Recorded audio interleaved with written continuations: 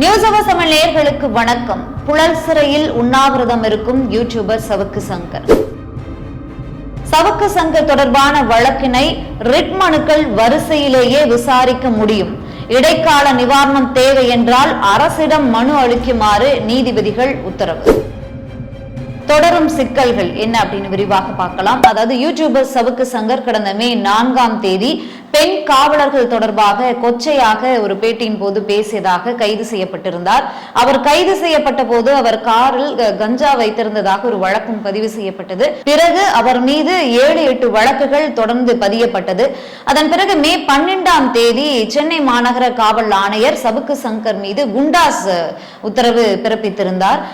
இந்த வழக்குகள் தொடர்பாக நீதிமன்றங்கள்ல தொடர்ந்து விசாரணைகள் நடைபெற்று வருகிறது. திருச்சி, சென்னை உட்பட பல நீதிமன்றங்கள்ல இந்த வழக்குல ஒரு சிக்கல் ஏற்பட்டது ஒரு வாரங்களுக்கு முன்பாக. என்ன அப்படின்னா, இந்த சவுக்கு சங்கர் மீது விதிக்கப்பட்டிருக்கிற இந்த குண்டாஸ் வழக்கினை விசாரித்த 2 நீதிபதிகள் அடங்கிய அமர்வு மாறுபட்ட தீர்ப்பை வழங்கியிருந்தாங்க. அந்த 2 நீதிபதிகள் அமர்வுல ஜி.ஆர். சுவாமிநாதன், நீதிபதி பாலாஜி இருவரும் இருந்தார்கள்.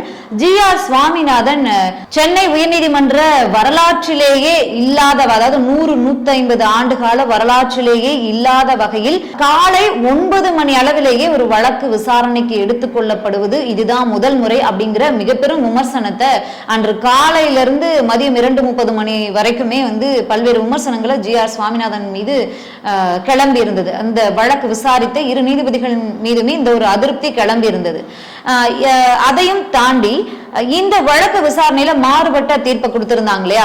அதாவது இன்றைக்கு 3வது நீதிபதியான ஜெயச்சந்திரன் அவர்கள் சொல்வது என்ன அப்படின்னா, ஒரு வழக்கு விசாரணை அப்படின்னா இருதரப்பும் விளக்கம் அளிக்க கால அவகாசம் கொடுப்பது அப்படிங்கிறது வழக்கறிஞர் பணியிலேயே ரொம்ப அடிப்படையான பாடத்திலேயே ஒரு அடிப்படையான பாடம் அப்படின்னு சொல்லியிருக்காரு. அப்புறம் மேலிடத்துல இருந்து அழுத்தம் வந்தது அப்படின்னு நீதிபதி ஜி.ஆர். சுவாமிநாதன் கிட்டத்தட்ட ஒரு 2:30 மணிக்கு பிறகு இந்த மாதிரியான ஒரு விமர்சனம் எழுந்ததுக்கு பிறகு அவர் சொன்னாரு, ஒரு சஸ்பென்ஸ் இருக்கு அப்படின்னு சொல்லிட்டு, எனக்கு மேலிடத்துல இருந்து அதீத பலம் வாய்ந்த 2 நபர்கள் எனக்கு அழுத்தம் கொடுத்தாங்க. இந்த வழக்கை தாமதமாக விசாரிக்கணும், விசாரணைக்கு எடுத்துக்கொள்ள கூடாதுன்னு, அதனாலதான் இதை நான் விசாரணைக்கு எடுத்துக்கிட்டேன் அப்படின்னு ஒரு விஷயத்த முன் வச்சிருந்தார். இதற்கு பிறகுதான் 3வது நீதிபதியுடைய விசாரணைக்கு உத்தரவிடப்பட்டது. 3வது நீதிபதியான ஜெயச்சந்திரன் ஜி.ஆர். சுவாமி 2 நீதிபதிகள் கொடுத்த தீர்ப்புமே முழுமையானது அல்ல. முதல்ல ஜி.ஆர். சுவாமிநாதன் மேலிடத்துல இருந்து எனக்கு அழுத்தம் வந்தது அப்படின்னா மூத்த தலைமை நீதிபதி இருக்கார் இல்லையா, அவர்கிட்ட முறையிட்டு இருக்கணும். அப்படி இல்லைன்னா இந்த வழக்கு விசாரணையிலிருந்து விலகி இருந்திருக்கணும். அப்படி இல்லை அப்படின்னா அந்த உத்தரவு பிறப்பித்த 2 நபர்கள் மீது நடவடிக்கை எடுத்திருக்கணும். இதை எதையுமே செய்யல ஜி.ஆர். சுவாமிநாதன் அப்படிங்கிற ஒரு கருத்தையும் முன் வச்சிருக்காரு. பாலாஜி அவர்கள் சொன்ன தீர்ப்பை நான் ஒத்து போகிறேன் அப்படின்னு சொல்லியிருக்காரு. அப்படின்னு சொல்லிட்டு இந்த வழக்கு விசாரணையை ஜூன் 12ஆம் தேதிக்கு ஒத்தி வச்சிருந்தாரு. விசாரணைகள்லாம் நடந்து முடிஞ்சது. அதன் பிறகான விஷயங்களும் நம்ம பார்த்துக்கிட்டு இருக்கோம். அந்த 2 நீதிபதிகளான எம்.எஸ்.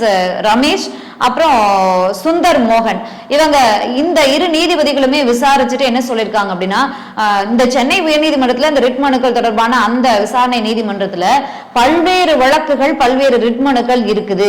அந்த வரிசையின் அடிப்படையில தான் இந்த வழக்கையும் விசாரணைக்கு எடுத்துக்கொள்ளப்படும், முன்னே விசாரணைக்கு எடுத்துக்கொள்ள முடியாது அப்படிங்கிற விஷயத்தையும் சொல்லியிருக்காரு. இல்ல இடைக்கால நிவாரணம் தேவை அப்படின்னா, அதாவது யூடியூபர் சவுக்கு சங்கர் அவருக்கு மருத்துவ ரீதியான இடைக்கால நிவாரணம் தேவை அப்படின்னா ஆளும் அரசிடம் விண்ணப்பிக்கலாம், மனு கொடுக்கலாம் அப்படிங்கிற ஒரு விஷயத்தை முன் வச்சிருக்காங்க. இது ஒரு சிக்கலை தான் யூடியூபர் சவுக்கு சங்கர் அவருக்கு கிளப்பியிருக்கு. 2008 யூடியூபர் சவுக்கு சங்கர் மீது போடப்பட்ட ஒரு வழக்கு. அன்றைக்கு அவர் யூடியூபர் கிடையாது. அன்றைக்கு டிவிஏசி அலுவலகத்துல ரகசிய பிரிவுல சிறப்பு உதவியாளராக அவர் பணியாற்றிட்டு இருந்தாரு. அங்க நடந்த ஒரு கால்ல அவர் பென்டிரைவ்ல காப்பி பண்ணி வெளியில வெளியிட்டதாகவும் அதன் சார்பாக அரசு ரீதியாக ஒரு வழக்கு பதிவு செய்யப்பட்டிருந்தது. அந்த வழக்குல 2017ஆம் ஆண்டு பிப்ரவரி 24ஆம் தேதி அவரை விடுதலை செய்து நீதிமன்றம் தீர்ப்பளித்திருந்தது. அவர் மீது குற்றம் சாட்டப்பட்டிருக்கக்கூடிய அந்த விஷயத்துக்கு ஏற்ப ஆதாரங்கள் முறையாக சமர்ப்பிக்கப்படல அப்படின்னு சொல்லி இந்த வழக்குல இருந்து அவர் விடுதலை செய்யப்பட்டிருந்தார். அந்த பதிவுத்துறைக்கும் இப்ப நீதிமன்றம் ஒரு உத்தரவு பிறப்பிச்சிருக்கு. இந்த வழக்கு எந்த அளவுக்கு சீக்கிரமா விடுதலை கொடுக்கப்பட்டது, அதற்கான காரணங்கள் என்ன, அந்த ஆதாரங்களையும் சமர்ப்பிக்குமாறு உத்தரவு பிறப்பிக்கப்பட்டிருக்கிறது. சரி, இதையெல்லாம் தாண்டி என்ன உண்ணாவிரதம் அப்படின்னா, கோவை சிறையில அங்க இருக்கக்கூடிய சிறைத்துறை அதிகாரி தனி மன ரீதியாகவும் உடல் ரீதியாகவும் துன்பப்படுத்துகிறார், அவர் தான் என் கையை உடைச்சாரு, கோவை சிறையில் நான் கொல்லப்படுவேன் அப்படின்னு இந்த வழக்கு விசாரணைக்கு வந்து போகும்போதே யூடியூபர் சவுக்கு சங்கர் சொல்லியிருந்தாரு. அதை ஊடகங்கள் மூலமா வெளியில வந்துச்சு. இந்த வழக்கை விசாரித்த நீதிபதிகள் அங்க சிறையில உயிர் அச்சுறுத்தல் இருக்கு, பாதுகாப்பு இல்லைன்னு அவர் சொல்றாரு, மன ரீதியா உடல் ரீதியா துன்பப்படுத்தப்படும் சொல்றாருன்னு அவர் வழக்கறிஞர் வாதாடினதால அங்க இருந்து மாற்றி சென்னை புழல் சிறைக்கு உத்தரவிட்டிருந்தாங்க. இந்த விஷயத்துல மட்டும் நீதிபதிகள் GR சுவாமிநாதனும் பாலாஜியும் ஒரே உத்தரவை பிறப்பிச்சிருந்தாங்க, சிறையை மாற்றி. சோ அவர் சவுக்கு சங்கர் புழல் சிறையில தான் இருக்காரு. இந்த புழல் சிறையில 2 நாட்களாக அவர் சிறையில நடக்கக்கூடிய கொடுமைகளை எதிர்த்து உண்ணாவிரதம் இருக்கிறதா வழக்கறிஞர், அவருடைய சவுக்கு சங்கருடைய வழக்கறிஞர் சொல்லியிருக்காரு. இந்த புழல் சிறையிலும் மன ரீதியாகவும் உடல் ரீதியாகவும் சவுக்கு சங்கர் கொடுமைப்படுத்தப்படுகிறார். அவருக்கு அந்த கை பிராக்சர் ஆயிருந்துச்சுன்னு சொல்லியிருந்தாங்க. அந்த கை பிராக்சருக்கு உரிய ட்ரீட்மெண்ட்டையும் தர மாட்டேங்கிறாங்க, அது கேட்டா ஆவணங்களை காட்ட சொல்றாங்க அப்படின்ற மாதிரி அவருடைய வழக்கறிஞரும் சொல்லியிருந்தாரு.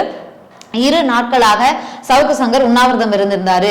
காவல்துறையினர், சிறைத்துறை காவல்துறையினர் அவரை கட்டாயப்படுத்தி உண்ணாவிரதத்தை முடிக்க வச்சிருந்தாங்க.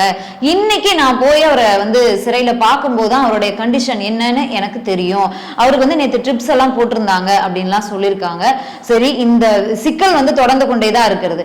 திருச்சி நீதிமன்றத்துல அவருக்கு ஜாமீன் ஒரு வழக்குல, திருச்சியில பதியப்பட்ட ஒரு வழக்குல சவுக்கு சங்கருக்கு ஜாமீன் வழங்கப்பட்டிருந்தது. ஆனா அந்த ஜாமீன் பயனற்றது. ஏன்னா குண்டாஸ் இருக்கிறது.